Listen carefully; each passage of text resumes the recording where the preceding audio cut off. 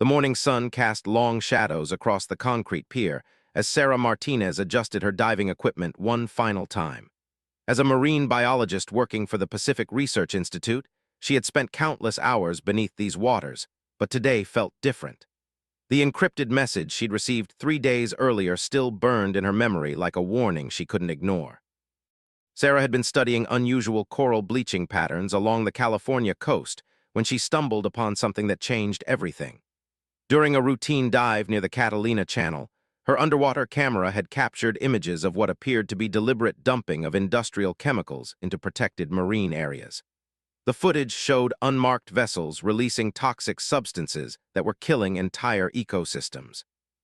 What made her blood run cold wasn't just the environmental destruction. When she enhanced the images back at her laboratory, she could clearly see the logo of Meridian Industries printed on the chemical containers.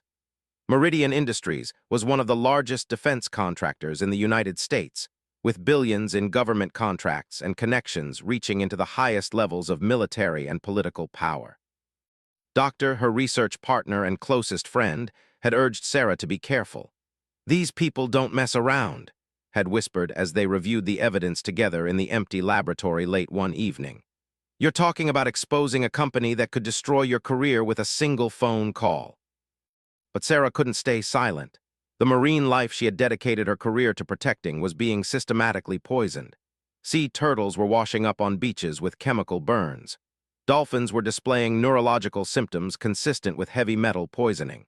The damage was spreading faster than anyone realized, and if she didn't act soon, entire species could face extinction in these waters. Against advice, Sarah had contacted investigative journalist at the Pacific Tribune, had built a reputation for exposing corporate corruption, and he understood the significance of Sarah's discovery immediately. They arranged to meet at a small near the harbor to discuss how to safely release the information to the public. The meeting never happened. Sarah arrived at the 20 minutes early, her laptop bag containing copies of all her research and photographic evidence. She ordered coffee and sat near the window, watching for. As the minutes ticked by, her anxiety grew. Was known for being punctual, and he had seemed genuinely excited about the story when they spoke on the phone. Her phone buzzed with a text message from an unknown number. "Dr. Martinez, there has been a change of plans. Meet us at Pier 47 instead. Come alone. M." Something felt wrong about the message. Had never referred to himself with just an initial, and the tone seemed different from their previous conversations. Sarah's scientific training had taught her to trust her instincts when data didn't match expected patterns, and every instinct was now screaming danger. She left and drove toward the pier, but instead of parking in the main lot, she chose a spot several blocks away where her car wouldn't be easily spotted. As she walked toward Pier 47, she noticed two black SUVs parked nearby with tinted windows and government license plates. Her heart began racing as she realized this wasn't a meeting with it all. Sarah turned to leave, but it was too late. 4 men in dark suits emerged from the shadows between the warehouses. They moved with military precision, cutting off her escape routes with practiced efficiency. Their leader, a tall man with cold eyes and a scar running down his left cheek, approached her slowly. "Dr. Martinez," he said in a voice that carried no emotion. "We understand you have some research materials that belong to our client. We're here to collect them." Sarah clutched her laptop bag. "I don't know what you're talking about. I'm a marine biologist. I study fish and coral reefs." The man smiled, but there was no warmth in it. "We know exactly what you study, doctor, and we know what you found during your dive last Tuesday. Our client is very interested in ensuring that research doesn't reach the wrong people." Fear shot through Sarah's body as she realized they had been watching her for days. They knew about her discovery, her meeting with, probably even her conversations with. "Where is?" she demanded, trying to keep her voice steady. "Mr. is safe for now," the man replied. "His safety and yours depends entirely on your cooperation. Hand over the laptop and all copies of your research, and this unfortunate misunderstanding can be resolved quietly." Sarah's mind raced through her options. She could give them the laptop, but she knew that wouldn't be the end of it. People who operated like this didn't leave witnesses. Had been right about the danger, and now Sarah was trapped in the middle of something much bigger than environmental crime. "I need to make a phone call," Sarah said, slowly reaching for her phone. The man's hand moved to his jacket. I don't think so, Doctor. You've made enough phone calls already. That's when Sarah made her decision. She had uploaded copies of her research to a secure cloud server before leaving her laboratory, something these men clearly didn't know. If she could buy enough time, would realize something was wrong and contact the authorities. Sarah also remembered something else.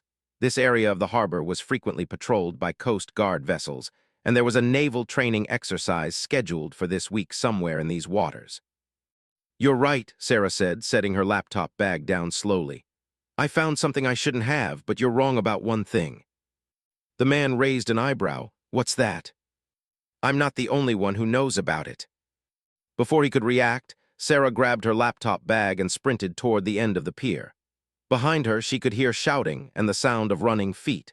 The wooden planks shook under her boots as she ran, her scientific equipment bouncing against her back. She reached the end of the pier with the men close behind. The dark water stretched out before her, cold and uninviting. Sarah had spent her career in these waters, but jumping from this height in street clothes would be dangerous, possibly fatal. The man appeared at the other end of the pier, no longer pretending to be civilized. End of the line, Doctor. There's nowhere left to run. Sarah looked down at the churning water below, then back at the approaching men. In her mind, she calculated the odds of survival from the jump versus the odds of survival if she stayed. The choice was clear. You want my research? She called out, holding the laptop bag over the water. Come and get it. Without another word, Sarah leaped from the pier into the dark Pacific waters below. The laptop bag hit the surface first, followed by Sarah herself as she plunged deep into the cold ocean. As she sank beneath the waves, she could hear muffled shouting from above and the sound of something heavy hitting the water nearby. The men had thrown something else into the ocean after her, but in the darkness and confusion of the underwater world, Sarah couldn't see what it was. She kicked toward what she hoped was the surface, her lungs burning for air and her street clothes weighing her down like anchors. When she finally broke through to the surface, gasping and struggling to stay afloat, she realized the true horror of her situation. The men on the pier weren't trying to rescue her. They were standing there watching, waiting for the ocean to finish what they had started. Sarah was alone in the vast Pacific, miles from shore, with no way to call for help and no hope of swimming to safety. The laptop bag containing her research had sunk into the depths, and with it, any evidence of Meridian Industries' crimes had seemingly disappeared forever. But as Sarah fought to keep her head above water, she noticed something in the distance that gave her the first spark of hope she'd felt all day. Low on the horizon, barely visible in the growing darkness, she could see the running lights of several vessels moving in formation. The naval training exercise had mentioned was apparently taking place much closer to shore than Sarah had realized. If she could somehow signal those ships, if she could survive long enough for them to notice her, there might still be a chance. As the cold water numbed her body and exhaustion began to set in, Sarah forced herself to keep swimming toward those distant lights. She had no way of knowing that the vessels approaching her position weren't part of any scheduled naval exercise, but rather something much more significant. The men who had tried to silence her had made a critical miscalculation. They had chosen to dispose of their problem in waters that were currently under the protection of some of the most elite warriors in the United States military. Sarah's fight for survival was just beginning, but she was no longer alone in the vast Pacific. Help was coming, even if she didn't know it yet. Lieutenant Commander Jake emerged from beneath the dark Pacific waters like a shadow given form. His breathing apparatus made no sound as he surfaced near the hull of the training vessel, his night vision goggles scanning the horizon for any signs of unexpected activity. This was supposed to be a routine training exercise for SEAL Team 7, but years of experience had taught him that routine could become deadly in the span of a heartbeat. The team had been conducting underwater navigation exercises in this sector for 3 days, using the area's complex underwater terrain to simulate real-world mission conditions. What they hadn't expected was to stumble into the middle of what appeared to be a corporate assassination attempt. Petty Officer First Class Maria Santos surfaced silently beside, her hand signals indicating she had spotted the same thing he had. About 200 meters to their northeast, they could see the lights of several civilian vessels that had no business being in a restricted military training area. More concerning was the woman they could see struggling in the water between their position and those unauthorized boats. Control, this is Neptune 7, whispered into his waterproof communications device. We have civilian vessels in the restricted zone and what appears to be a person in distress in the water. The response came immediately from Commander Hayes aboard the main vessel. Neptune 7, maintain observation. We're tracking the situation. What didn't know was that Commander Hayes had been monitoring radio communications from the civilian vessels for the past 20 minutes. The conversations they had intercepted were far from innocent. References to target elimination and evidence disposal had made it clear that they were witnessing something far more serious than a maritime accident. Chief Petty Officer Robert joined and Santos at the surface, his expression grim behind his diving mask. Was the team's communications specialist, and he had been monitoring electronic signals from the area. "Sir," he whispered, "I'm picking up encrypted communications from those vessels that match patterns we've seen from private military contractors.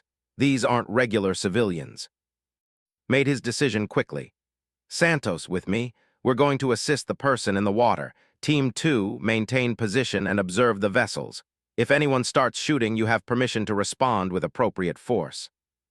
The three SEALs began moving through the water toward Sarah's position with the silent efficiency that had made them legends in the special operations community.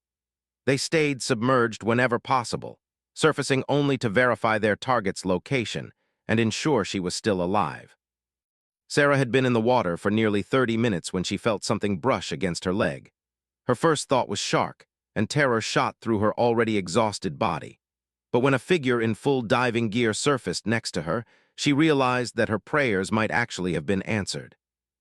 "Ma'am, I'm Lieutenant Commander, United States Navy," the figure said in a calm, professional voice. "We're here to help. Can you tell me your name?" "Sarah Martinez," she gasped, barely able to keep her head above water. "Marine biologist. They tried to kill me because of what I found." Training kicked into high gear. This wasn't just a rescue operation anymore. "Santos, get her stabilized," he ordered. "I want full surveillance on those vessels. If they move toward our position, I want to know about it." Santos moved beside Sarah with practiced precision, providing flotation support while checking for injuries. "Dr. Martinez, I need you to stay calm and let me help you. We're going to get you out of here safely." As Santos worked to stabilize Sarah, was coordinating with his command structure.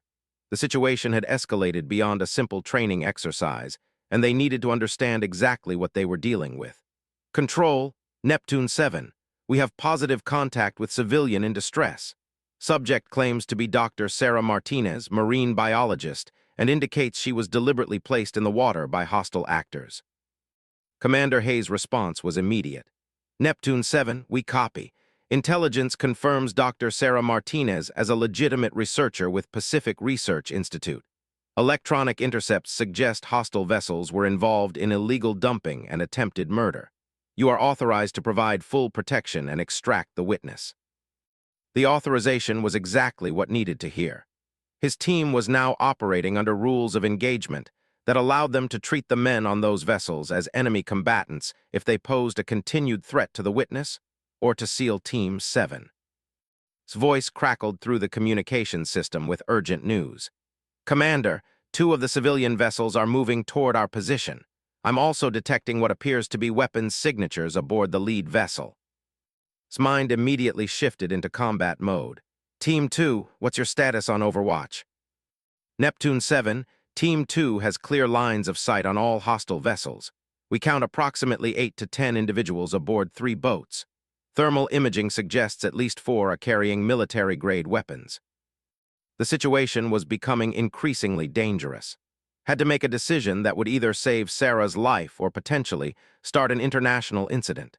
But as he looked at the exhausted woman struggling to survive in the cold Pacific waters, the choice became clear. "All teams, this is Neptune 7. We have a civilian witness to what appears to be environmental crimes and attempted murder. Hostile vessels are approaching our position with apparent intent to eliminate the witness. We are implementing immediate extraction protocols." What happened next would later be described in classified military reports as a textbook example of special operations precision under pressure. Team 2, positioned on a concealed platform nearly 500 meters away, had been tracking the movements of the hostile vessels through high-powered scopes and thermal imaging equipment. As the lead vessel approached Sarah's position, clearly intending to finish what they had started at the pier, Team 2 received authorization to take preventive action. A series of precisely placed shots disabled the engines of two vessels without causing casualties, sending a clear message that the situation had changed dramatically. The men who had thrown Sarah into the ocean suddenly found themselves dead in the water, surrounded by some of the most elite warriors in the world. Their plans for a quiet elimination had turned into a nightmare scenario where they were outmaneuvered and completely at the mercy of forces they had never anticipated. Team quickly moved Sarah toward their extraction point, while Team 2 maintained overwatch on the disabled vessels. Control. Neptune 7 requesting immediate medical evacuation for witness and priority extraction of all personnel. Also recommend immediate Coast Guard response to secure hostile vessels and personnel for federal investigation. Dr. Sarah Martinez found herself being lifted from the water onto a military vessel she had never imagined existed. As she lay on the deck wrapped in thermal blankets, she looked up at the faces of the men and women who had saved her life. They moved with a quiet professionalism that spoke of years of training and countless dangerous missions. "The laptop," Sarah whispered to as a Navy medic checked her vital signs. "They made me throw it in the water, but I have backup files. Everything is backed up on secure servers." Smiled for the first time since the operation began. "Ma'am, I don't think you need to worry about those files anymore. Something tells me a lot of people are going to be very interested in what you discovered." As the SEAL vessel moved away from the scene, Sarah could see Coast Guard cutters approaching the disabled boats in the distance. The men who had tried to silence her were now being taken into federal custody, and their employers' illegal operations were about to be exposed to the full weight of the United States justice system. Commander Hayes approached as the medical team finished their initial assessment of Sarah. "Lieutenant Commander, Washington wants a full briefing on this operation within the hour. Apparently, Dr. Martinez's research connects to some ongoing federal investigations that are much bigger than environmental crime." Nodded, understanding that their training exercise had just uncovered something with national security implications. "What about the witness?" "She's going into federal protective custody until this gets sorted out. But I have a feeling she's going to be testifying before some very important people in the near future." As the lights of the California coast grew larger in the distance, Sarah finally allowed herself to believe that she might actually survive to see her research make a difference. The men who had tried to kill her had underestimated both her determination and the power of the forces that controlled these waters. But Sarah's ordeal was far from over. The evidence she had gathered was just the beginning of a conspiracy that reached into the highest levels of government and corporate power. The people who had tried to silence her were just foot soldiers in a much larger organization, and now that organization knew their secret was out. The SEALs had saved her life, but the real battle for justice was just beginning. 3 weeks after her rescue from the Pacific waters, Dr. Sarah Martinez sat in a secure conference room in the J. Edgar Hoover Building in Washington, D.C. The room was filled with federal agents, military officials, and prosecutors who had been working around the clock to unravel the conspiracy her research had exposed. What they had discovered was far worse than anyone had initially imagined. FBI Special Agent Torres leaned forward across the polished conference table, her expression serious as she reviewed the latest intelligence reports. "Dr. Martinez, thanks to your courage and the backup files you maintained, we've been able to trace the illegal dumping operation to at least 17 different locations along the Pacific coast. But that's just the beginning." Sarah listened intently as Agent Torres explained how her marine biology research had accidentally uncovered one of the largest environmental and defense contractor corruption schemes in modern history. Meridian Industries hadn't just been dumping toxic chemicals to save money on proper disposal. They had been deliberately contaminating marine ecosystems to create artificial demand for their environmental cleanup services, essentially creating environmental disasters to profit from cleaning them up. The contracts they secured from the Navy alone for emergency environmental remediation totaled over $2 billion, Torres continued. They were poisoning the ocean and then billing the taxpayers to fix the damage they had caused. Commander Hayes, who had coordinated the SEAL rescue operation, spoke from her seat near the window. "Dr. Martinez, Your research showed that this wasn't random dumping. The chemical compounds they were releasing were specifically designed to cause maximum damage to marine ecosystems while being difficult to trace back to their source. The scope of the conspiracy was staggering. Investigation teams had discovered that Meridian Industries had been conducting their illegal operations for over 5 years, with the knowledge and protection of corrupt officials in both the Environmental Protection Agency and the Department of Defense. The company had systematically destroyed evidence, intimidated witnesses, and in at least 3 other cases, had arranged for the permanent disappearance of people who had gotten too close to the truth. Sarah's case had been different because of one crucial factor that Meridian's security team had failed to account for: the presence of Navy SEAL Team 7 in the waters where they had attempted to eliminate her. The elite military unit's intervention had not only saved her life, but had also provided the federal government with living witnesses to attempted murder and a direct link to the company's criminal operations. District Attorney Michael shuffled through a stack of legal documents as he prepared to outline the government's case. Dr. Martinez, I want you to understand the significance of what you've accomplished. Your research and testimony have enabled us to bring charges against 47 individuals, including 3 members of Congress, 2 EPA administrators, and the entire executive leadership of Meridian Industries. The investigation had revealed a web of corruption that extended far beyond environmental crime. Meridian Industries had been using their government contracts to fund illegal weapons sales to foreign governments, money laundering operations that funneled millions of dollars to offshore accounts, and a private security force that operated like a criminal organization. The men who tried to kill you were just employees, Agent Torres explained. The orders came from the very top of the company, and they had done this before.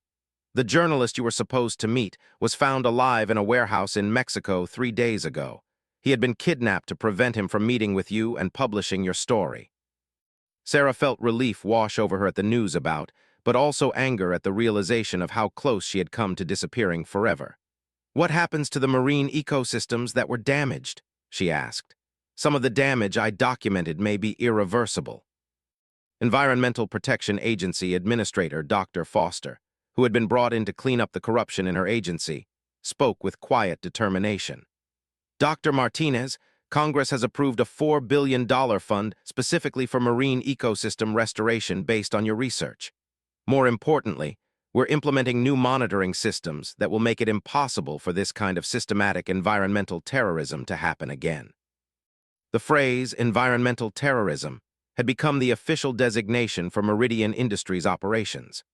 Legal scholars and prosecutors had determined that deliberately destroying natural ecosystems for profit qualified as a form of terrorism under federal law, making the charges against the company's leadership exponentially more serious. Lieutenant Commander, who had been invited to attend the briefing as the lead officer in Sarah's rescue, provided an update on the military investigation. Dr. Martinez, I want you to know that your research has also helped us identify security breaches in our naval operations. Meridian Industries had been using their defense contracts to gather intelligence on military training exercises and classified environmental programs. The security implications were enormous. Meridian had been selling information about U.S. military environmental protection protocols to foreign governments, potentially compromising national security in ways that were still being assessed. The company's illegal dumping operations had been used as cover for espionage activities that threatened military installations across the Pacific region. Sarah looked around the room at the faces of the people who had made it possible for her research to become the foundation for justice. I have one question, she said. How did the SEALs know to be in exactly the right place to save my life? Commander Hayes smiled for the first time during the meeting. Dr. Martinez, that's actually classified information, but I can tell you this much. SEAL Team 7 wasn't conducting a routine training exercise that night. They were investigating reports of unusual activity in those waters based on intelligence we had received about potential terrorist operations. The implication was clear. The military had already been aware that something suspicious was happening in those waters, but they hadn't known the specifics until Sarah's research provided the missing pieces of the puzzle. Her accidental discovery of the illegal dumping had connected dots that intelligence agencies had been trying to connect for months. The men who tried to kill you thought they were disposing of a problem in waters they controlled. Hayes continued. What they didn't realize was that those waters were under surveillance by some of the most elite warriors in the world. They threw you into the ocean thinking no one would find you, but they couldn't have chosen a worse place to commit their crime. The irony was not lost on anyone in the room. Meridian Industries' arrogance and sense of impunity had led them to attempt murder in waters that were crawling with Navy SEALs. Their decision to eliminate Sarah in the Pacific had resulted in their entire criminal organization being exposed and dismantled. Dr. Foster addressed the long-term implications of the case. Sarah, your research methodology is being adopted as the new standard for marine ecosystem monitoring across all federal agencies. The techniques you developed to detect chemical contamination are going to help us prevent environmental crimes before they reach the scale we saw with Meridian. The meeting concluded with news that brought Sarah a sense of closure she hadn't expected. Agent Torres handed her a folder containing photographs and documents. Dr. Martinez, these are images from our recent dive operations at the site where you lost your original research materials. Our underwater recovery teams, working with Navy divers, have retrieved your laptop and equipment from the ocean floor. Sarah opened the folder to see photos of her laptop bag being pulled from the depths by Navy divers. The equipment was ruined but the symbolic significance of its recovery was immense. The evidence that Meridian Industries had tried to bury forever had been brought back to the surface by the same forces that had saved her life. The hard drive was completely destroyed, Torres continued, but it doesn't matter. The backup files you maintained have provided us with everything we needed and more. Your thorough documentation and scientific methodology made this entire investigation possible. As Sarah prepared to leave the federal building, she reflected on the chain of events that had brought her to this moment. Her passion for marine biology and dedication to environmental protection had nearly cost her life, but it had also exposed one of the largest criminal conspiracies in modern history. Lieutenant Commander approached her as she gathered her things. Dr. Martinez, I want you to know that what you did took incredible courage. You faced down a powerful criminal organization and refused to be silenced, even when your life was in danger. Sarah looked out the window toward the Potomac River, thinking about the Pacific waters where her ordeal had begun and ended. Commander, I need you to know that without you and your team, none of this would have been possible. You saved my life, and in doing so, you saved the lives of countless marine animals and exposed criminals who thought they were untouchable. Shook her hand with the respect reserved for fellow warriors. Ma'am, we were just doing our job. You're the one who had the courage to stand up to them in the first place. 6 months later, Dr. Sarah Martinez stood on the deck of a research vessel in the Pacific Ocean, watching as marine biologists from around the world studied the restoration efforts in areas that had been damaged by Meridian Industries. The ocean was slowly healing, fish populations were recovering, and new international protocols were in place to prevent similar environmental crimes.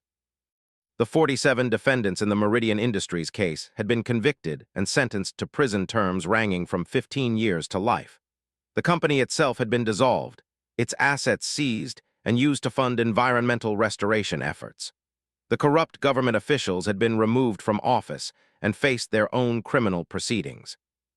Joined Sarah at the railing of the research vessel, holding a tablet displaying real-time data from underwater monitoring systems.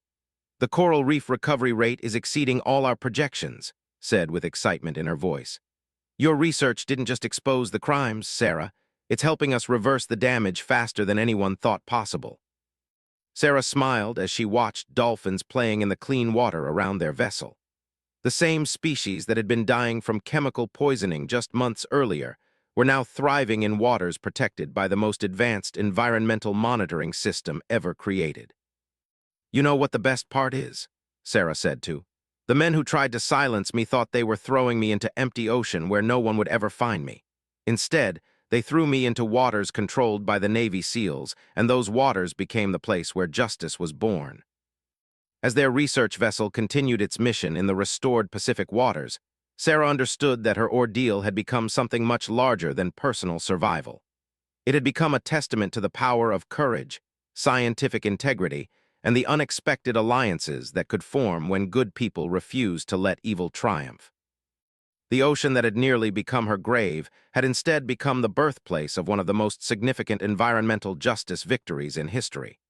And somewhere beneath those waves, Navy SEALs continued their eternal watch, ensuring that the waters remained safe for both the scientists who studied them and the marine life that called them home.